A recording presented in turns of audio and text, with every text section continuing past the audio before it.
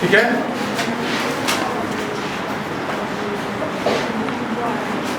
वो बाकी सारी बुक्स जो मार्केट में है, बहुत सारी हैं, मतलब उसमें से अच्छी किताबें भी हैं, आर डी शर्मा की हुई, एग्ज़ाम आइडिया, और भी किताबें हैं, और भी पब्लिकेशन की किताबें आती हैं, या फिर आपके राजीव पब्लिकेशन है, और बहुत सारी पब्लिकेशन की किताबें आती हैं मार्केट में।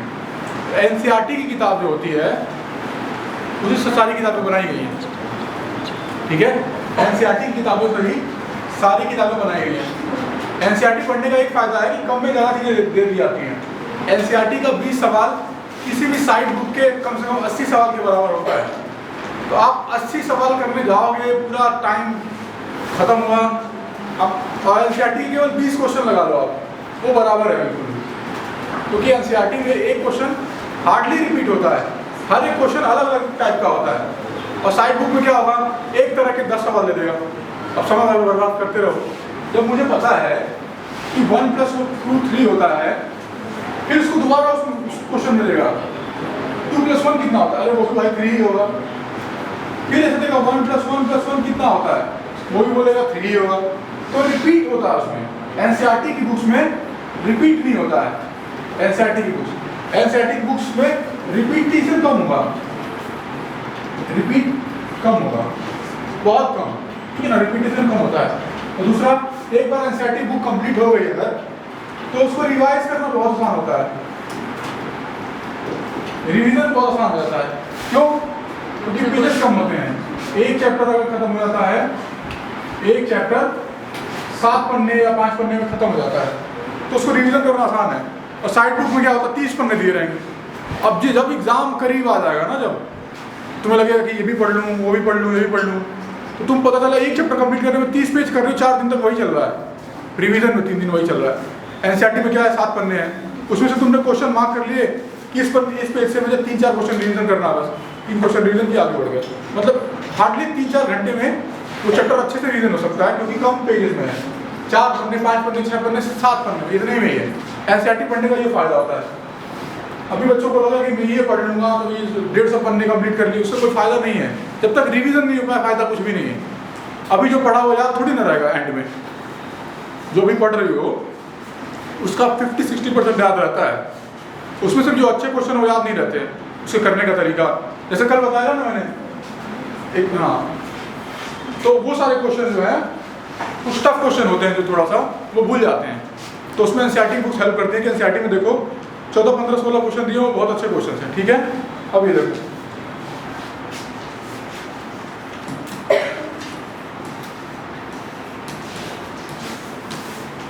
प्रश्नावली आज कुछ क्वेश्चन करेंगे, फिर समय मिलेगा तो थोड़ा फंक्शंस के बारे में भी करेंगे, ठीक है।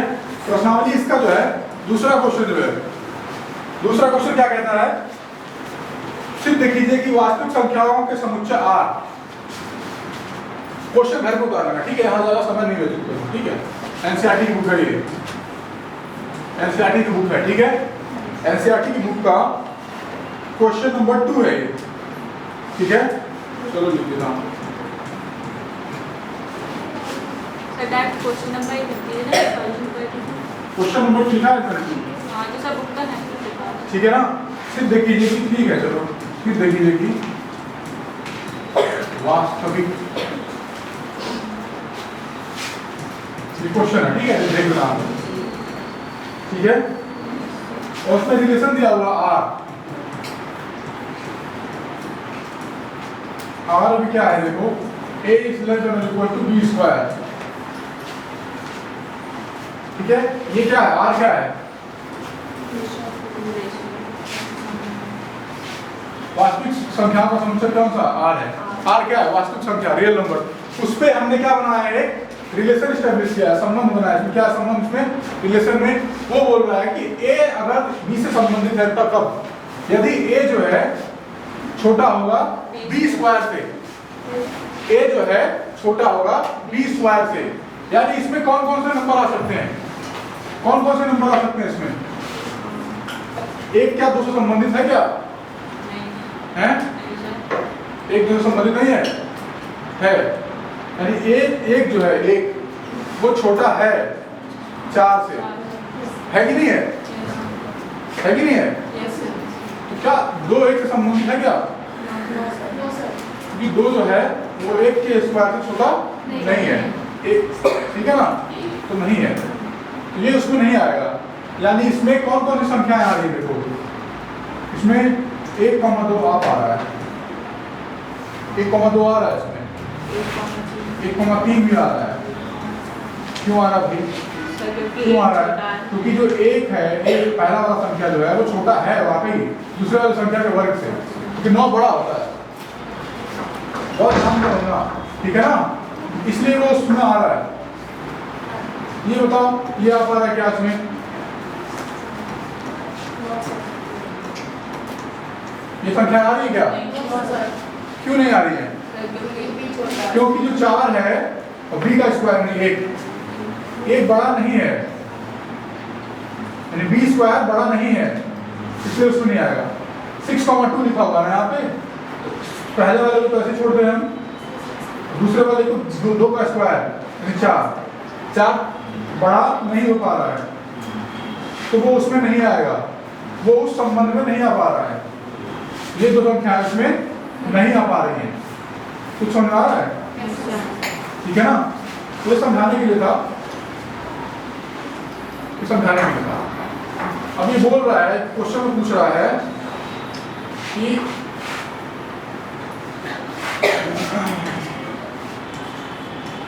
आंसर देखो इसका, पूछ रहा है क्वेश्चन में कि ये जो संबंध है स्वतुल्य भी नहीं है, सममित भी नहीं है, संक्रामक भी नहीं है। ये बोल रहा है स्वतुल्य भी नहीं है, सममित भी नहीं है, संक्रामक भी नहीं है, ठीक है। लिखने का तरीका इसमें इंपॉर्टेंट है, वो तुम थोड़ा सा देख लेना। स्वतुल्य, स्वतुल्य लेके चलते हैं। क्वेश्चन में पूछा स्वतुल्य नहीं है, बताओ स्वतुल्य नहीं है, तो कैसे स्वतुल्य नहीं है? स्वतुल्य का मतलब होता है रिफ्लेक्सिव। क्यों नहीं है स्वतुल्य? क्योंकि खुद अगर नेक्स्ट में खुद से नहीं बन रहा, अगर करेंगे तो जो उसका वर्ग हुआ खुद की संख्या का वो बड़ा है, बड़ा आ रहा है। कौन सा उदाहरण बताओ, रफ कॉपी में करके देखिए जरा। स्वतुल्य है क्यों नहीं है? स्वतुल्य नहीं है, क्यों? क्यों स्वतुल्य नहीं है? क्यों स्वतुल्य नहीं है बताओ। कोई उदाहरण दो कि पता चले ना कि कोई स्वतुल्य में होता है कि हर एक संख्या for every a belongs to r, जो हमारा समुच्चय होता है, समुच्चय r है, a जो है a से संबंधित होना चाहिए, ये होता है संबंधित हर एक के लिए। वास्तविक संख्या r में करोड़ों संख्याएं हैं, हर एक संख्या के लिए ये आइडेंटिटी सेटिस्फाई होगी तो ही हम बोलेंगे कि जो r संबंध बना है, ये संबंध जो है वो स्वतुल्य है, तभी हम बोलेंगे कि ये स्वतुल्य है, ठीक है ना। यहाँ पे देखो ये डेफिनेशन होती है स्वतुल्य में, ठीक है, डेफिनेशन ये होती है ना, है ना।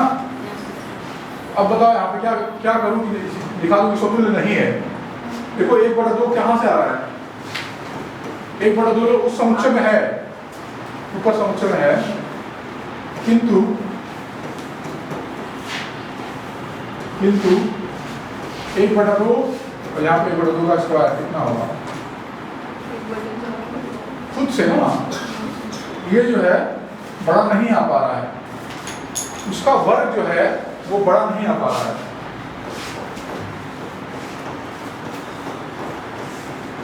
1/4 बड़ा होता है या 1/2?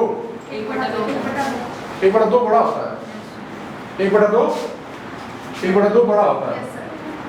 1/2 मतलब आधा, 50%, और 1/4 मतलब 25%। जब करोड़ होता है तो 1/2 से संबंधित नहीं हो पा रहा है। क्यों संबंधित नहीं हो पा रहा है? कि 1/2 लिख रहा हूँ यहाँ पे और फिर उसका वर्ग कर रहा हूँ, तो ये वाला बड़ा आना चाहिए, वर्ग वाला संख्या बड़ा आना चाहिए, पर वर्ग करते ही वो और छोटा हो जा रहा है, तो इसलिए वो स्वतुल्य नहीं होगा, इसलिए वो स्वतुल्य नहीं होगा। बात समझ आ रही है? ए जो है ए से संबंधित तभी हो पाएगा जब ए जो है ए से संबंधित तभी हो पाएगा जब ए छोटा होगा किससे? ए स्क्वायर से। पर हम देख रहे हैं कि एक ऐसी संख्या मिल रही है जिसका वर्ग करने पे ये बड़ा नहीं आ रहा है, छोटा आ जा रहा है, ये छोटा आ जा रहा है। इसलिए एक ऐसी संख्या मिल गई जो कि यह दिखा दे रहा है कि r जो है वो स्वतुल्य नहीं है, r जो है वो स्वतंत्र नहीं है। ठीक है, हो गया, ठीक है ना। तो 1/2 जो है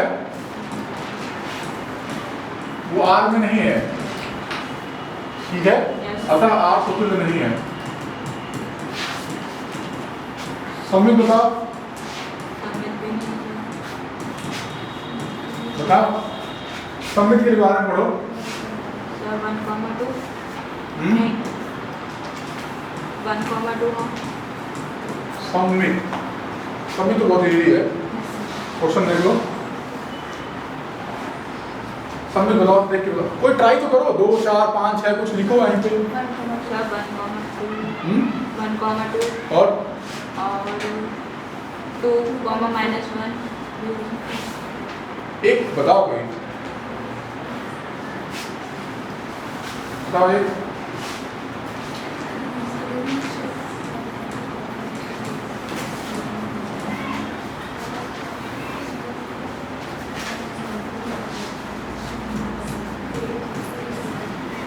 क्या ये इसमें है?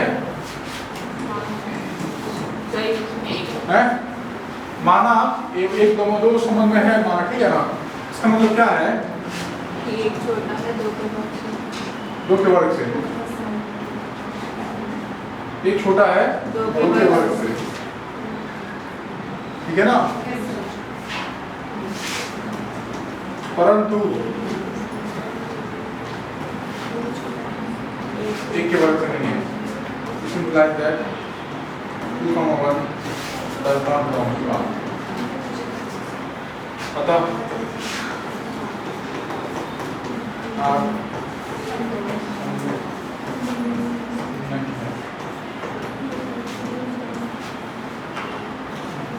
आएगा समझ में?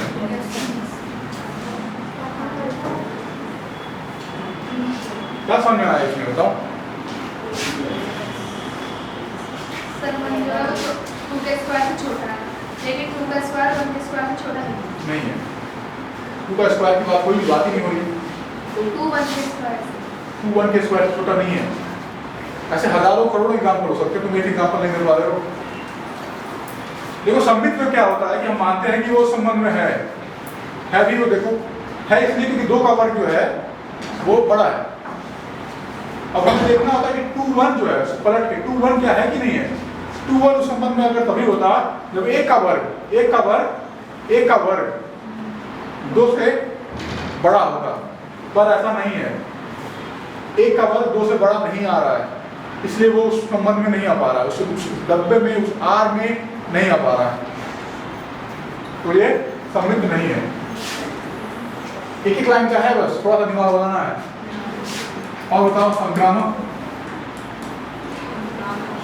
पता करो। 3 चीजें होती है ना, ABC, माना A बराबर 10, B बराबर 4 और C बराबर 2। चेक करेंगे ऐसे ही, चेक करना है मुझे ऐसे, ठीक है ना, ठीक है ना।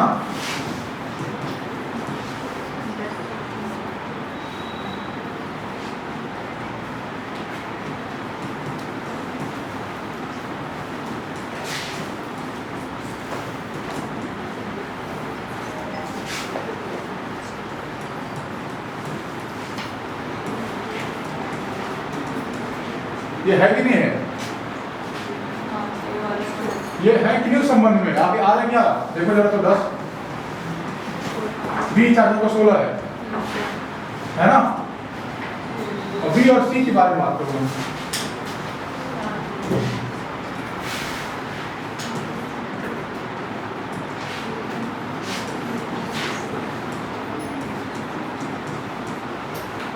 कुछ समझ में आ रहा है?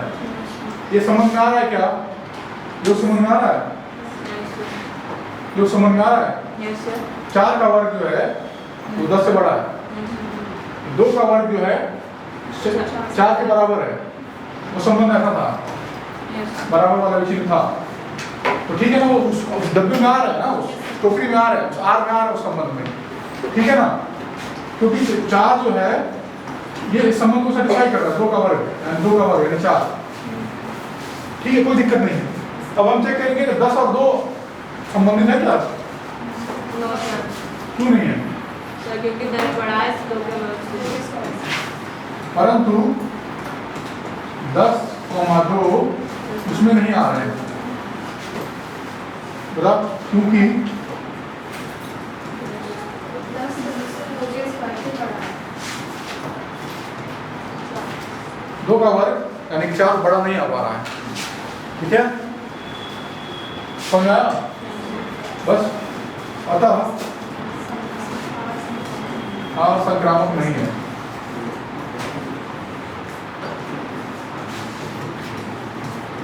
ऐसे कई सारे उदाहरण मिल सकते हैं, अनंत उदाहरण।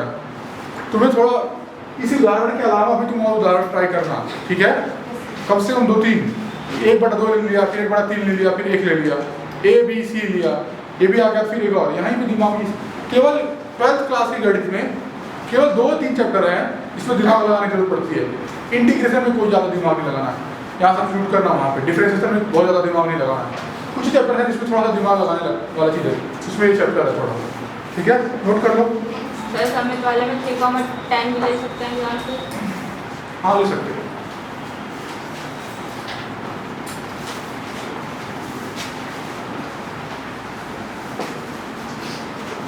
समित वाले में अगर 3,10 लिया मान लो, तो ये उसमें आ रहा है कि नहीं आ रहा है? हमने माना कि इसमें है, ठीक है ना? माना क्या है उसमें, ठीक है, माना क्या है उसमें, ठीक है? क्यों है भाई? 10 का 2 वर्ग 100 आता है, 100 3 से बड़ा है, ठीक है? लेकिन अगर उल्टा कर दूं, 10,3 का देखूं तो 3 का वर्ग 9 आ रहा है, और 9 बड़ा नहीं है, सम्मिलित नहीं हो पा रहा है। बहुत सारे उदाहरण आ जाएंगे, ठीक है? नोट डाउन कर लो।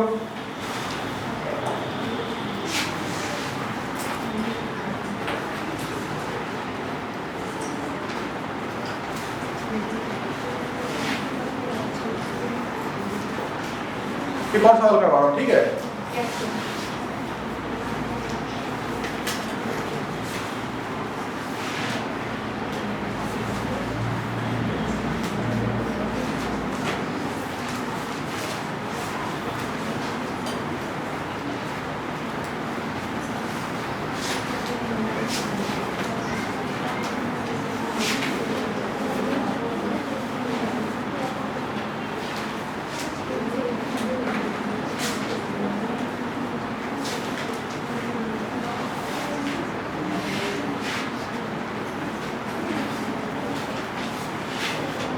है बहुत इजी, ठीक है ना? स्वतुल्य निकालना है, अगर तो स्वतुल्य निकालने के लिए 3 कंडीशन सेटिस्फाई करो, स्वतुल्य निकल जाएगा।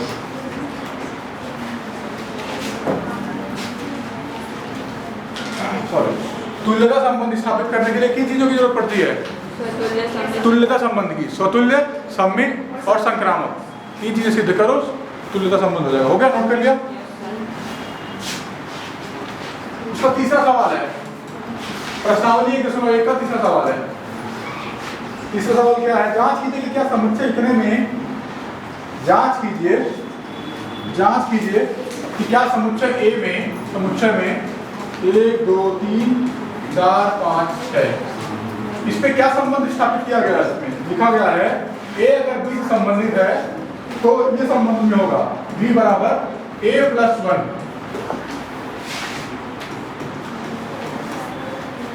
ठीक है ना? ये समुच्चय दिया हुआ है, इस पे संबंध है। ए अगर बी से संबंधित कभी कब होगा? एक संख्या दूसरी संख्या से संबंधित कब होगी? जब पहली संख्या दूसरी संख्या जो है पहली संख्या की एक बड़ी होगी।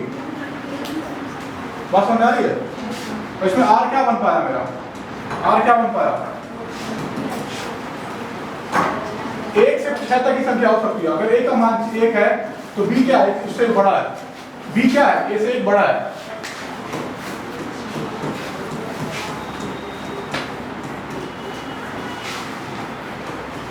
ये बात समझ आ रही है? 6 7 आ पाएगा क्या? आ जाएगा। 7 नहीं आएगा।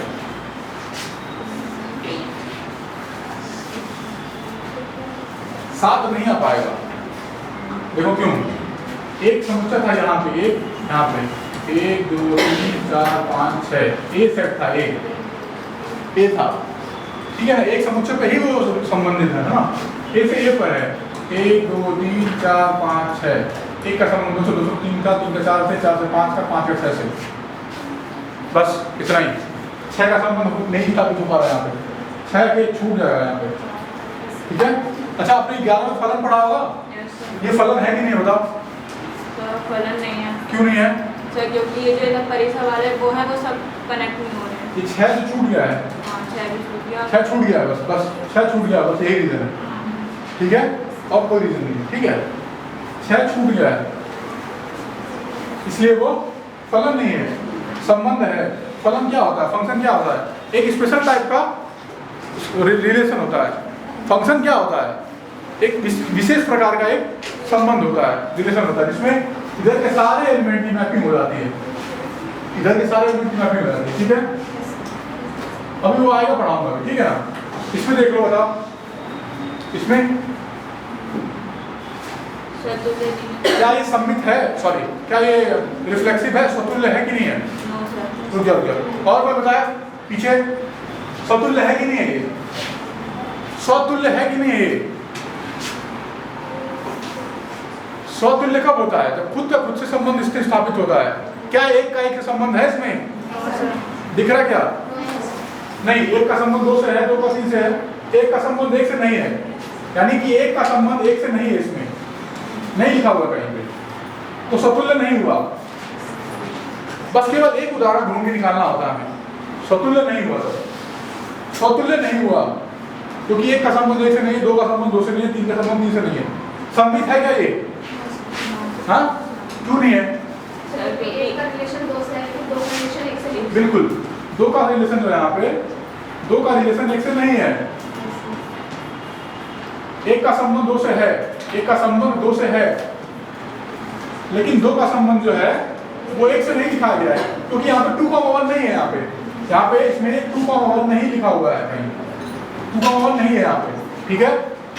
अब बताओ संक्रामक, बताओ संक्रामक भी नहीं है। क्यों नहीं है भाई? क्योंकि 1 का 2 से है, 2 का 3 से, लेकिन 1 का 3 से नहीं है कनेक्ट। देखो यहाँ पे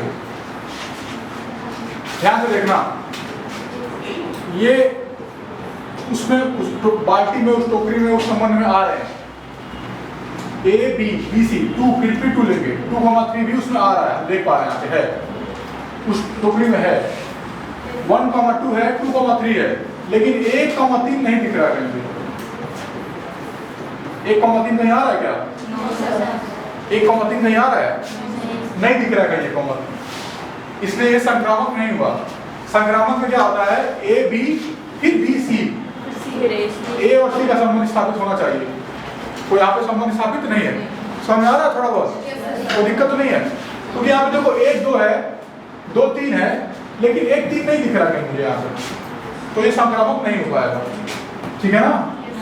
आगे बढ़ जाए, ये सब जानने के लिए करते हो, ठीक है।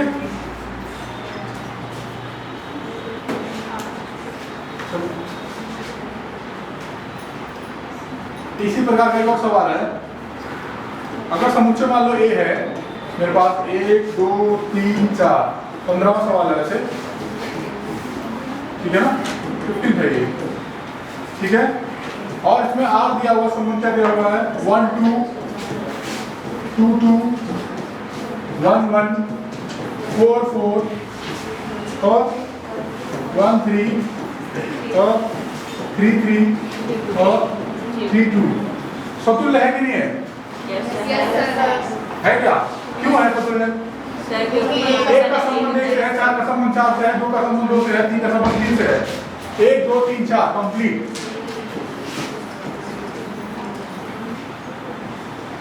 क्या हुआ?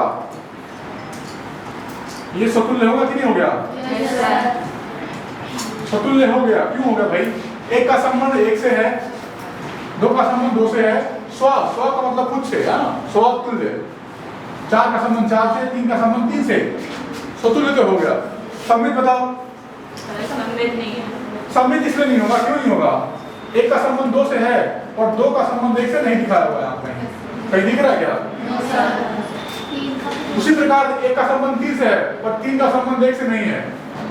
उसी प्रकार 3 का संबंध 2 से है यहाँ पे, पर 2 का संबंध 3 से नहीं दिखाया हुआ कहीं, 2,3 नहीं है कहीं, देखो नहीं है कहीं, है ना। अच्छा अब बताओ संक्रामक बताओ, संक्रामक है कैसे बताओ। सब 1,3 3,2 और 1,3 एक का संबंध 1 का 2 से है अगर, और सब 1,3 1,2 भी ले सकते हैं, और 2 का संबंध 3 से है अगर, 1 का संबंध 3 से है क्या, यस सर। है भी। चलो और ट्राई करो। सर 2 का संबंध 3 से नहीं है। फॉर्मूले थे उसमें। 3 को मतलब और ट्राई करो। एक सब 1,3 आता है। 1,3 3,2 तो 1 1,2 वो तो संबंध है। Yes sir. फिर सही ये कह रही हैं आपने, जो ये लिखा ना 1,2 2,3 हाँ। वो रिलेशन में नहीं है ऊपर। अच्छा हाँ सॉरी, 1 का संबंध 2 से है, 2 का संबंध 2 से है, 1 का संबंध 2 से है। अब बताओ कौन सा लग रहा संक्रामक है, ही लग रहा है बताओ, लग तो रहा है। ढूंढो और कोई। सब 1,2 2,2 भी ले सकते हैं। तो फिर 1,2 भी आ रहा है, मतलब समझ में आ रहा है, मतलब है संक्रामक है, लग रहा संक्रामक है। सर 3,3 3,2 3,3 अगर लेते हैं R में और 3,2 भी है उस संबंध में, तो 3,2 वैसे तो ऑलरेडी है, 3,2 है ही, ठीक है ना। ये संक्रामक लग रहा है। दोनों को एक बात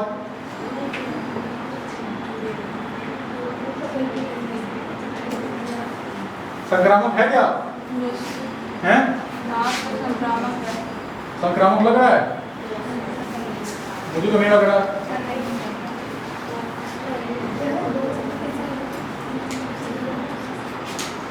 देखो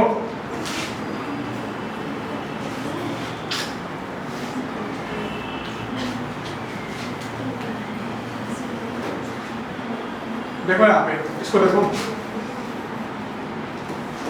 एक 3 से संबंधित है और फिर 3 से संबंधित है, एक भी 3 से संबंधित है, ये भी मिल गया यहाँ पे संक्रामक।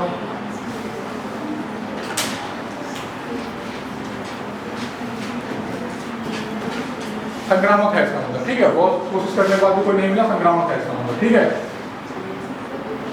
ओके, अगला क्वेश्चन, ठीक है ना। स्वतुल्य है, संक्रामक है, पर सममित नहीं है, ठीक है। ऐसे क्वेश्चन आते हैं 1 नंबर में आते हैं, ठीक है ना, उसमें तो ढूंढना पड़ेगा।